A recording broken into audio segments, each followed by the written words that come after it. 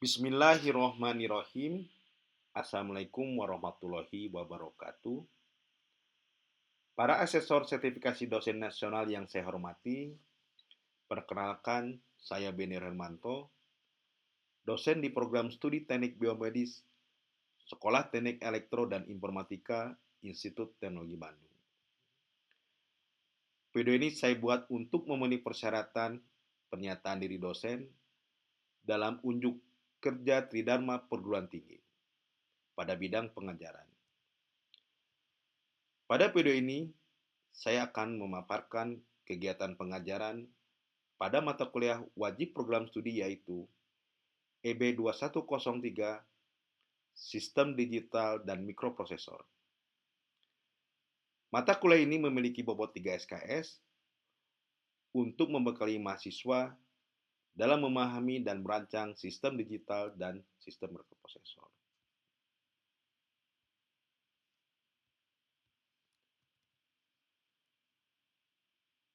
Metode pengajaran yang saya lakukan dengan metode DIA, yaitu Delivery, Interaction, dan Assessment.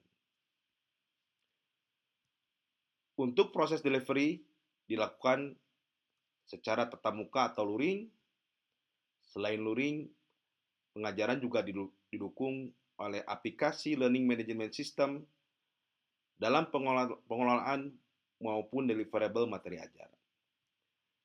Materi ajar dapat diakses oleh peserta kelas dimanapun dan kapanpun, sehingga dapat dimanfaatkan untuk proses penguatan atau pembelajaran lebih lanjut.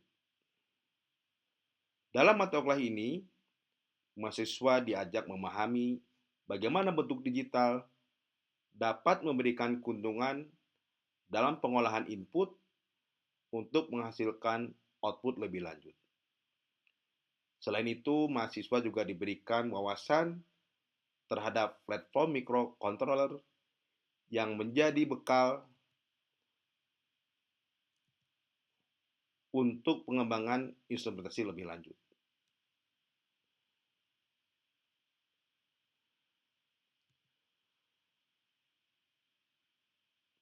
Pada mata kuliah ini, bahan kajian atau topik yang diberikan yaitu Introduction to Digital System, Combination Logic Design, Optimization and Trade-off, Sequential Logic Design, Datapath Component, Register Transfer Level Design, Introduction to Microprocessor System, Chip Architecture, Analog Input and Analog Digital Conversion, Timer, dan terakhir Serial Communication and Interrupt.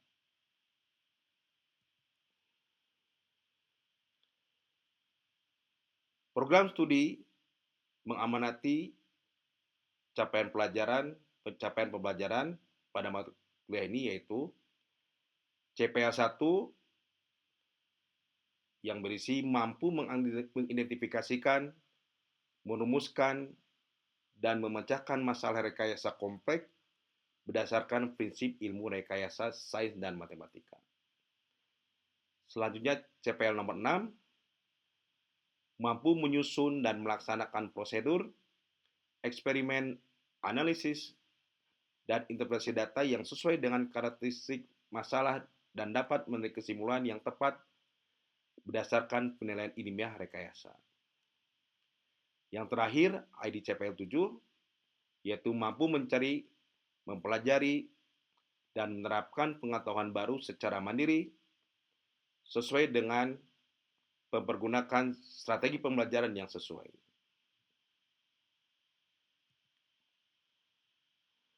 Untuk capaian pembelajaran, mata kuliah adalah sebagai grup. Yang pertama, ID PMK 1 memilih konsep, metode, atau prosedur yang tepat dalam digital dan mikroprosesor untuk membangun solusi atas suatu permasalahan tertentu. ID CPMK ini terkait dengan ID CPL nomor 1.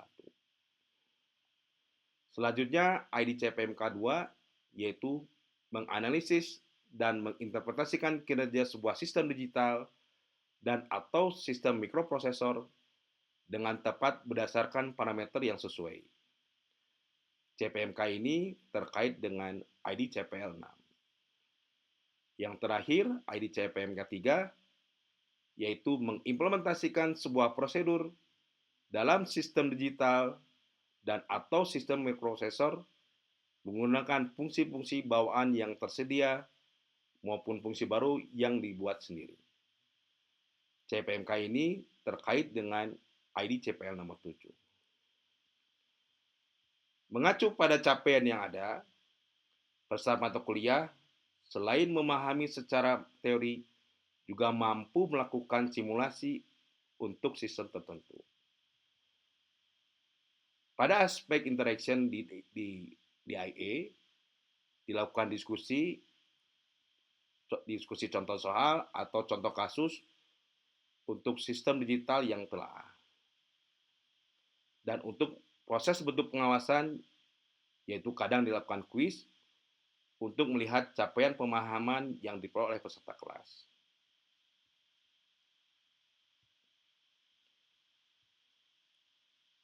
Untuk bagian assessment, penilaian mata kuliah ini dilakukan dengan komponen penilaian kuis dengan bobot 15%, ujian tengah semester dengan bobot 35%, ujian akhir semester dengan bobot 25%, serta tugas melakukan praktik dengan panduan modul tertentu dengan bobot 25%.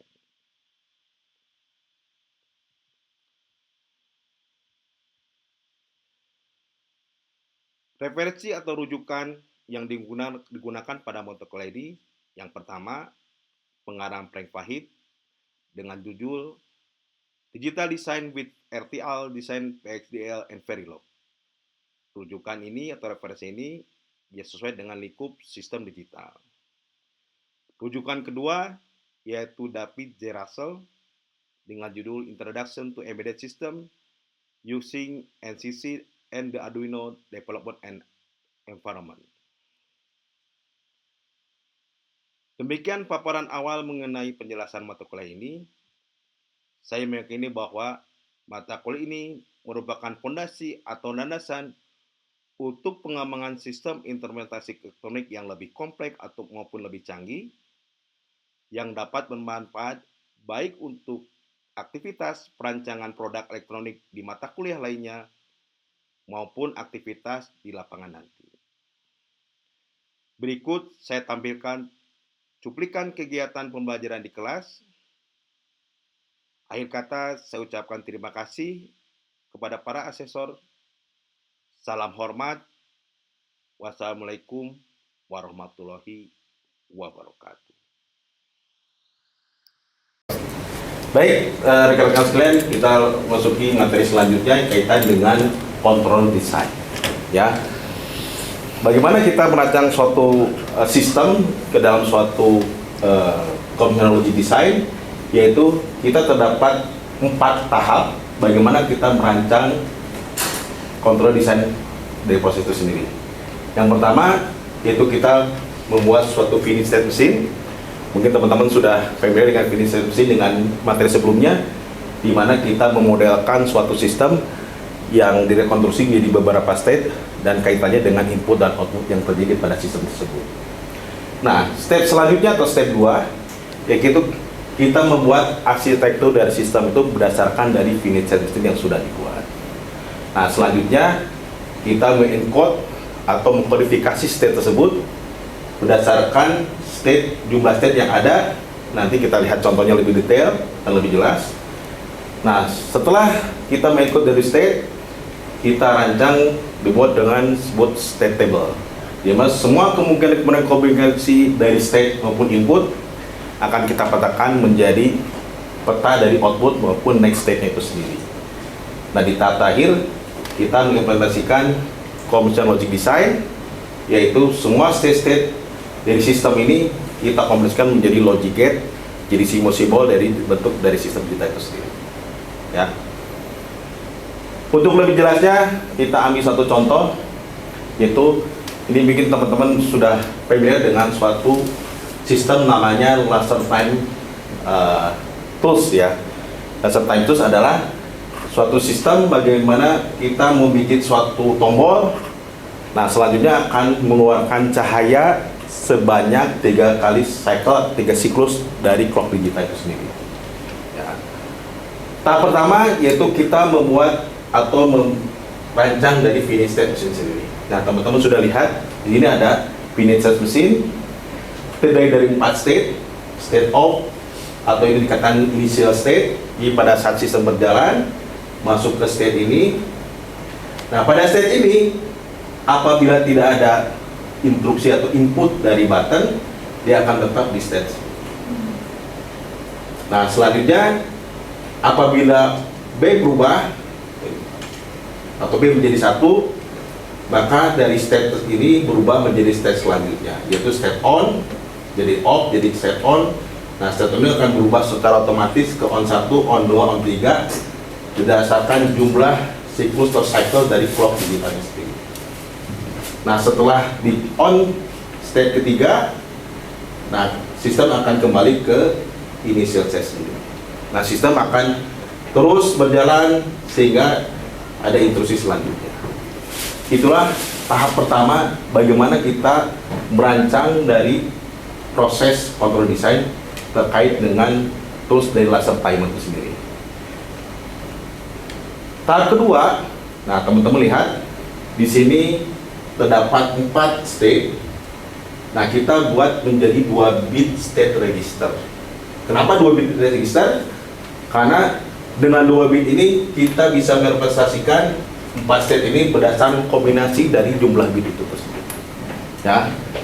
Terus kita tahu juga bahwa sistem ini memiliki satu input B, mungkin ini kodifikasi dari button, dan output X yaitu memiliki kodifikasi dari aktuasi dari sinyal lasernya sendiri. Nah, untuk next state atau next signal kita kodekan menjadi N1 dan N0. Nah, selanjutnya di tahap ketiga kita lakukan encode the state. Ya. Nah, ini adalah satu arsitektur di arsitektur sistemnya.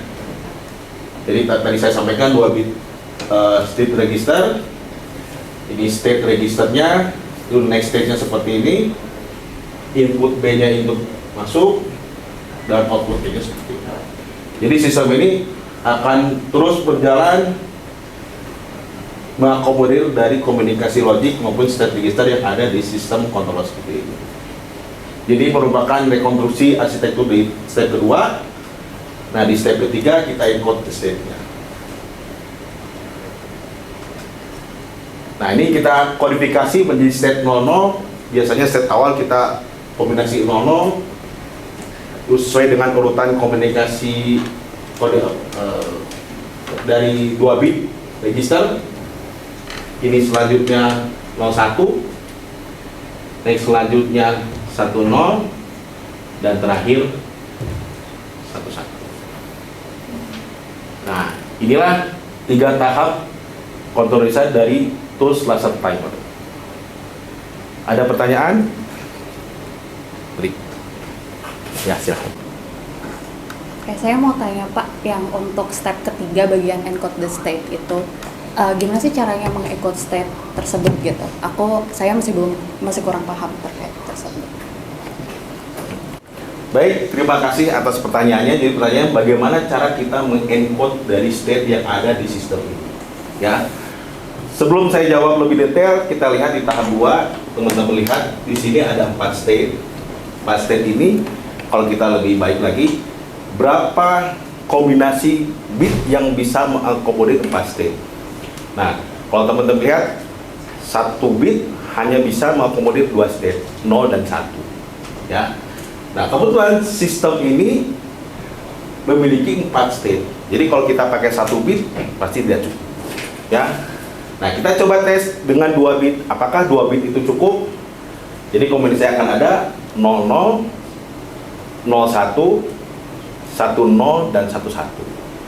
Jadi kombinasi 2 bit ini cukup untuk mengakomodir state yang ada di sistem.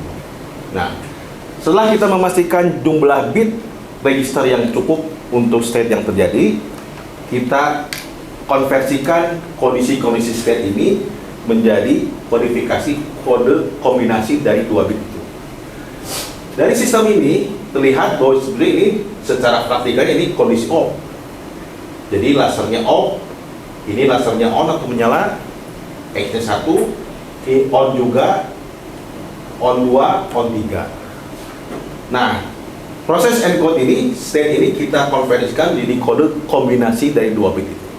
Nah, biasanya untuk tahap awal, initial state, kita konversikan menjadi kode kombinasi paling awal, yaitu encode menjadi 00.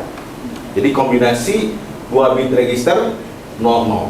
Jadi state of di encode menjadi 00. On pertama kita encode, kita kodifikasi kombinasi 2 bit register menjadi 01. Di state selanjutnya, state ketiga, on 2, kita konversikan menjadi kombinasi 2 bit register menjadi 10. Dan di state terakhir, atau di on 3, nyala ketiga, kita kombinasikan 2 bit register menjadi 11. Udah dipahami? Terima kasih. Proses control design untuk tahap selanjutnya, yaitu tahap 4. Nah, tahap 4 yaitu kita membuat state table. Nah, teman-teman tadi sudah lihat ada 4 state: off, on 1, on 2, dan on 3. Off 1 kita sudah verifikasi state-nya jadi state 00, on 1 01, on 2 10, dan on 3 11. Nah, pada tabel ini kita buat secara umum 2 bagian, yaitu input dan output.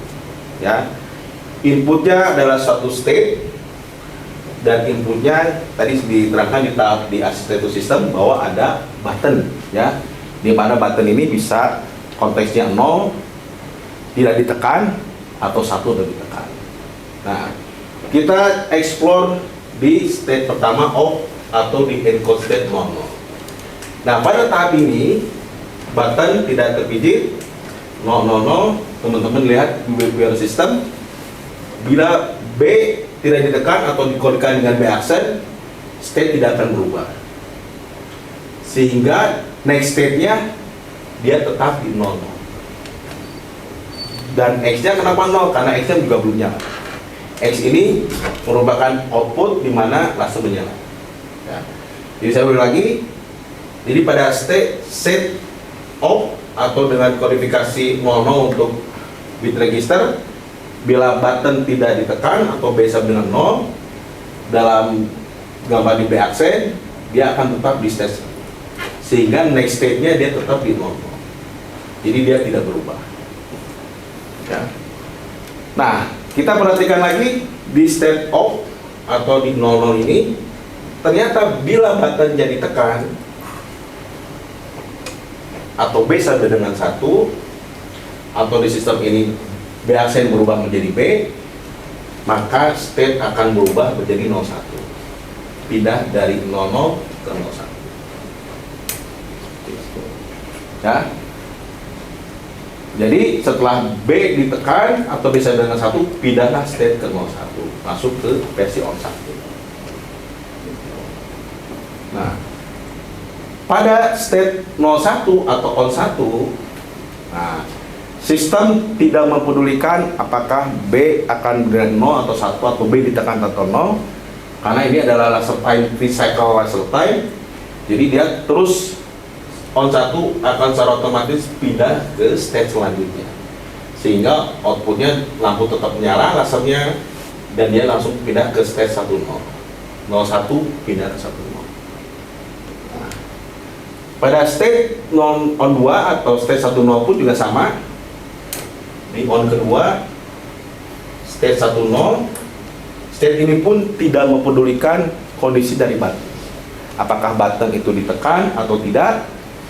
Pada on 2 akan secara otomatis pindah sesuai dengan clock cycle untuk masuk ke state selanjutnya, secara konsepnya ke state 11, dan laser pun tetap menyala sehingga kita pindah di stage 11 atau pindah ke on 3.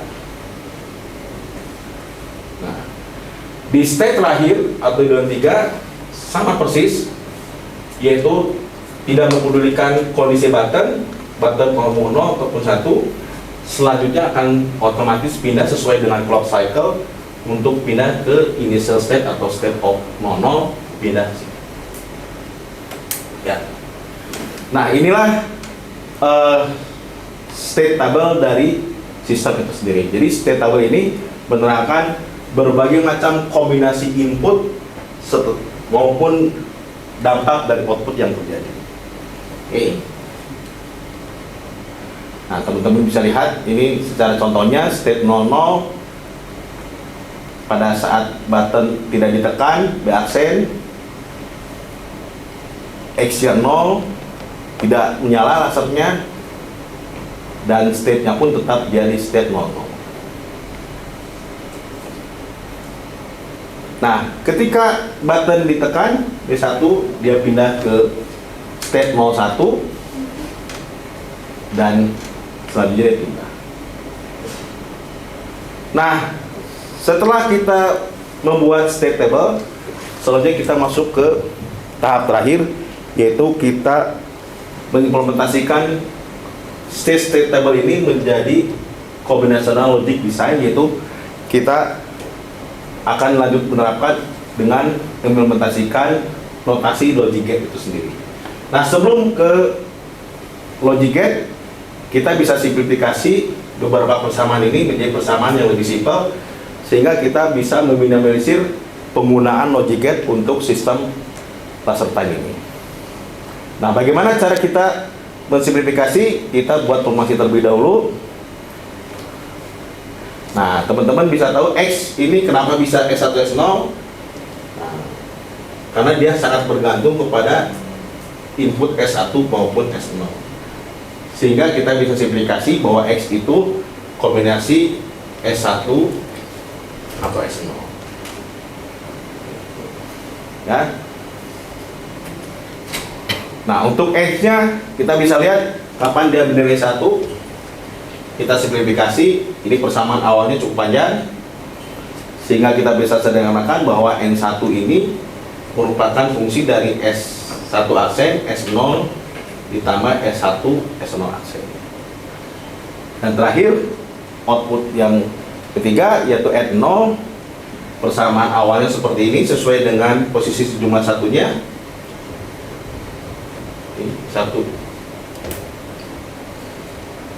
Nah, kita bisa simplifikasi sehingga persamaan N0 adalah S1 aksen, S0 aksen, B, ini N semua, or S1 aksen, S1 or S0 aksen. Dari kombinasi ini akanlah mengeluarkan X bernilai 1, N bernilai 1, N0 bernilai 1. Selebihnya akan memberikan default value-nya jadi X sama dengan 0, N1 dengan 0 maupun N0 sama dengan 0. Nah, dari persamaan kita bisa melihat bahwa kita membutuhkan di sini ada logic gate AND, dan di sini ada logic inverse, ada juga logic gate OR ya. Nah, kita bisa robah.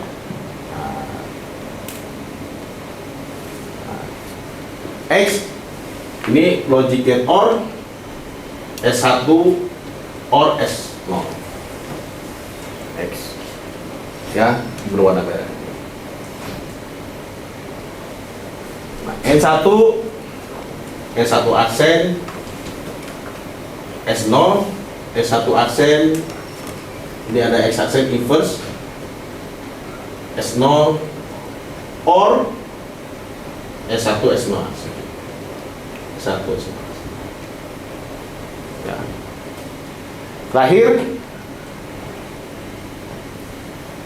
N0, S1 aksen, S0 aksen B. Nah, boleh sih ada input masuk B, masuk ke logic gate ya.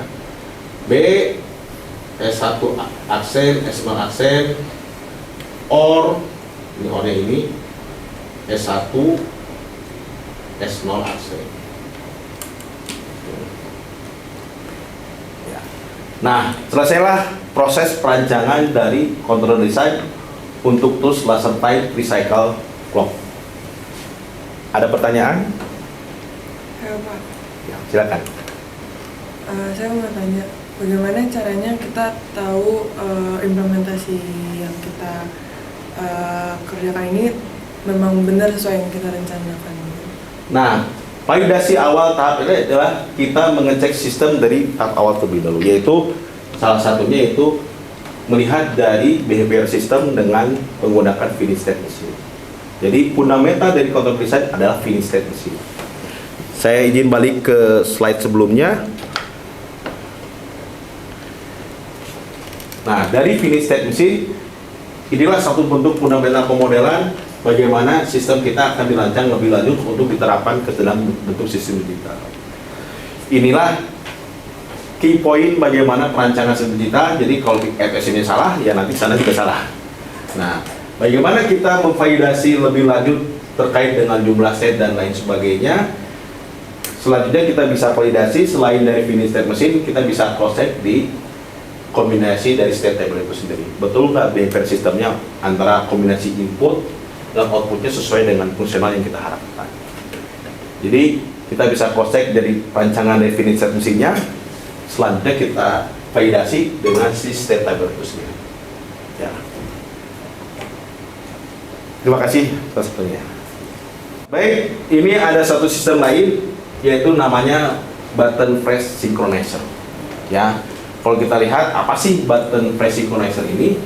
Ada suatu sistem yang simple ya, sequential circuit yang mengkonversikan satu tekanan tombol untuk satu single cycle durasi atau durasi dari clock tanpa mempedulikan berapa panjangnya tekanan, waktu berapa lamanya tombol itu ditekan ataupun sebentar, dia akan tetap menghasilkan suatu single durasi dari clock itu sendiri.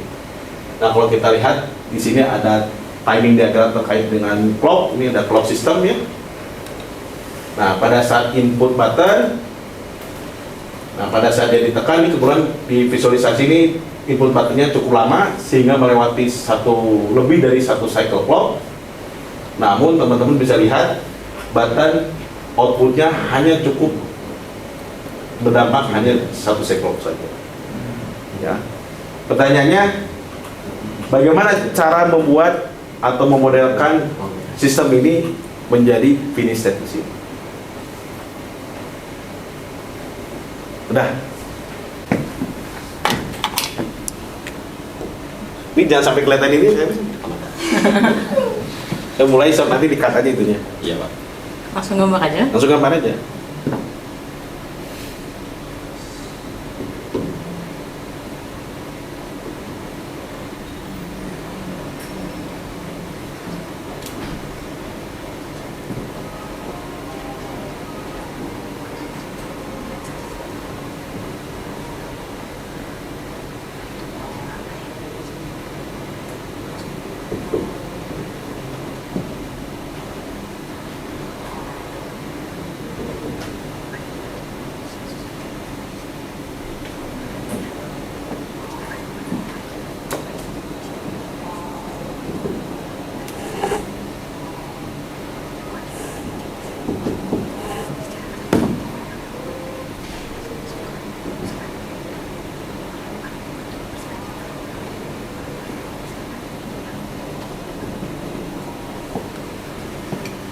Oke, bisa diterangkan sedikit bagaimana behavior dari sistem finish set-nya? Oke, jadi tadi kalau lihat dari soalnya, jadi dia kalau misalkan buttonnya itu dia nggak dipencet, dia akan terus ada di state satu atau state yang mati itu. Nah, tapi begitu buttonnya dipencet, dia akan lanjut ke state selanjutnya, yaitu outputnya jadi satu, jadi nyala. Nah, tapi setelah itu mau dia tombolnya tetap ditekan ataupun tombolnya nggak ditekan, dia akan cuma nyala pada saat itu, kemudian selanjutnya dia akan kembali mati lagi gitu. Jadi tidak bergantung pada lamanya tombolnya itu ditekan. Oke, bagus. Terima kasih. Silakan. Tepuk tangan.